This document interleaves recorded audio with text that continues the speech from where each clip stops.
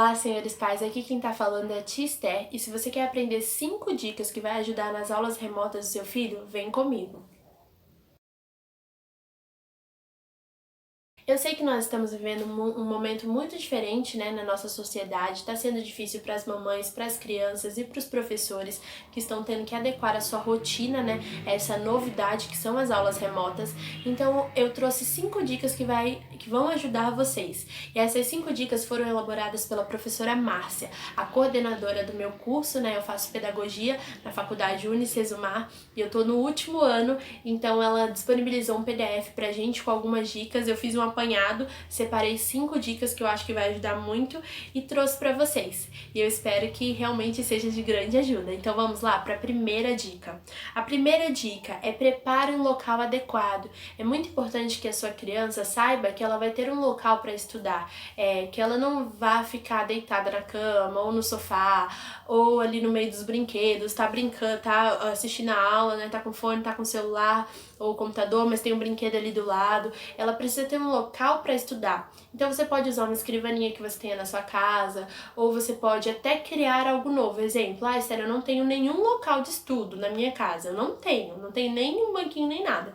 Você pode usar a mesa de refeição mesmo. Exemplo, depois do café da manhã, sua criança ensina de manhã, você já separa o livro dela lá, você já separa o caderno, já separa o estojo, traz o celular ou o notebook, eu não sei como a sua criança tá fazendo, e você vai conseguir preparar um local para essa criança. É importante porque na escola ela tem um local, ela tem a sala de aula. A gente sabe que na escola ela tem um refeitório, ela tem lá o pátio, né, onde ela brinca, mas ela tem a sala de aula. Então isso é muito importante para trazer essa proximidade, né, daquilo que ela vive na escola para dentro de casa. Por quê? Para que seja mais fácil, para que você não esteja fazendo mudanças bruscas que vão às vezes deixar a criança meio perdida, tá bom? Então a primeira dica é prepare um local adequado. A segunda dica é elabore uma rotina.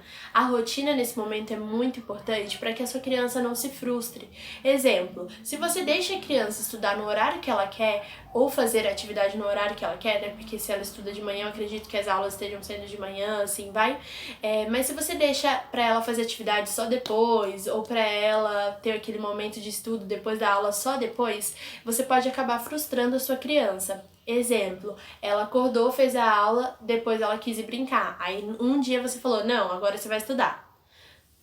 Ela foi frustrada, porque ela queria fazer uma coisa, ela achou que ela poderia fazer uma coisa e você falou, não, agora você vai estudar. E no outro dia você muda o horário totalmente, então ela fica meio perdida. É bom que você elabore uma rotina, porque ela vai saber que daquele horário que você propôs até tal horário é estudo. Ela não vai querer brincar, ela até vai querer brincar naquele horário, mas ela sabe que já foi um combinado feito entre vocês, né? Que é um combinado que você já deixou com ela, é uma rotina que você já elaborou. Então isso ajuda muito para que a sua criança não venha se frustrar e às vezes ficar com raiva, né? Tipo, você mandar ela ir estudar e ela ir emburrada. Não tem necessidade. Se é um combinado feito entre vocês, se é uma rotina que você já propôs para a criança, fica muito mais fácil. A terceira dica é, seja compreensiva e se coloque no lugar dela.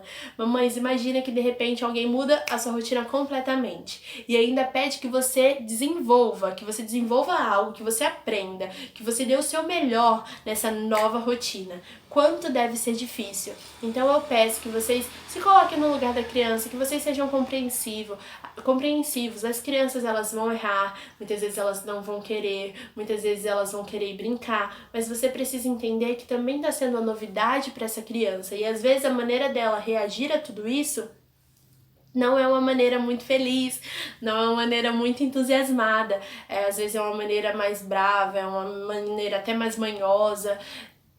Pode existir diversas reações, então seja compreensivo e se coloque no lugar dela. Faça a sua criança aquilo que você gostaria que fosse feito com você quando você era criança. Você consegue voltar atrás e pensar lá em você quando você era criança? Imagina se isso acontecesse com você. Você gostaria de estudar na base do puxão de orelha? Você gostaria de ou ser deixado lá? Porque, né, tem muitas mães que às vezes estão deixando as crianças. Falam, você sabe, pega o seu celular, põe o fone e vai. É difícil, então se coloque no lugar da criança, tá bom? Seja compreensivo. A quarta dica é integre a sua criança. Se você integrar a sua criança nas atividades de casa, vai ajudar muito. Por quê, tia? Porque através dessas atividades ela pode desenvolver o senso de autonomia e o senso de responsabilidade. Exemplo, se você delega à criança uma tarefa, arrumar a sua cama, ela sabe que ela precisa arrumar a cama dela, que é ela que vai arrumar. Se ela não arrumar, vai ficar desarrumada.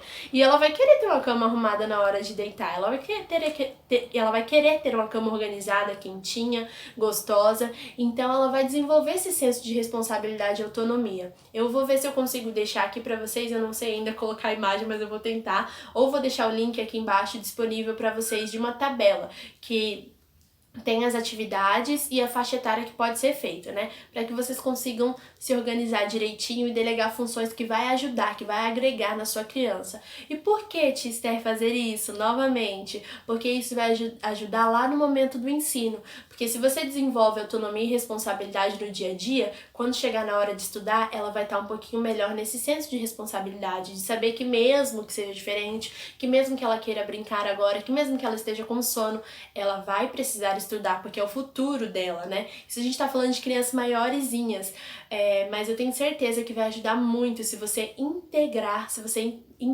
a sua criança nas atividades de casa. A quinta dica, eu acho que é uma das mais, ou é a mais especial, crie uma rede de apoio. Mamãe, você não está sozinha, você tem aí as professoras, você tem a coordenadoria da sua escola, da escola da sua criança. Eu tenho certeza que eles estão disponíveis para te ouvir, disponíveis para você pedir ajuda, né? Disponíveis para você pedir um auxílio, mas caso não esteja, crie uma rede de apoio, seja com as outras mamães da sala dos seus filhos, seja com as suas vizinhas. Por que não fazer um grupo no WhatsApp? A gente faz grupo no WhatsApp para tanta coisa, então por que não fazer um grupo para isso? Porque você pode trocar através das experiências das outras mães. Exemplo, uma mãe conseguiu aplicar a atividade com o filho dela de uma forma diferente, de uma forma que foi muito mais gostosa, de uma forma que foi muito mais proveitosa. Você pode trocar isso com ela. E também ajuda a sua criança a saber que o filhinho da vizinha ou amiguinho lá da sala também tá tendo essas aulas remotas e ele também tá se esforçando. Isso ajuda tanto você quanto o seu filho. Crie uma rede de apoio, não se sinta sozinha, tá bom? Essas foram as dicas, eu espero que tenha ajudado vocês.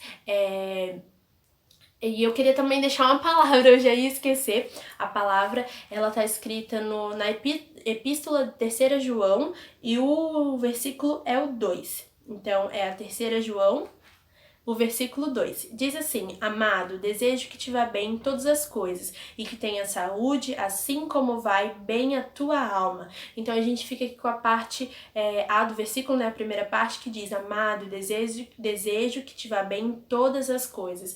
Então a gente deseja isso para vocês, a gente deseja isso para as crianças e Deus deseja isso para suas crianças e para você, que vocês possam ir bem em todas as coisas, seja lá com a sua criança na escola, aprendendo com o professor lá presencial, seja nessa aula remota, que é essa novidade, não importa onde seja, a vontade de Deus é que vocês possam ir bem, a vontade de Deus é que vocês tenham sucesso, que a sua criança tenha sucesso, tá bom? Essa é a mensagem que eu queria deixar para vocês. Tem vídeos no canal também sobre ensino bíblico, se você também precisa de ajuda aí para ensinar a Bíblia para sua criança, para propor atividades. Tem vários vídeos aí de aulinhas que a gente está colocando para as crianças e é isso. Eu desejo para vocês uma ótima aula remota e que Deus abençoe.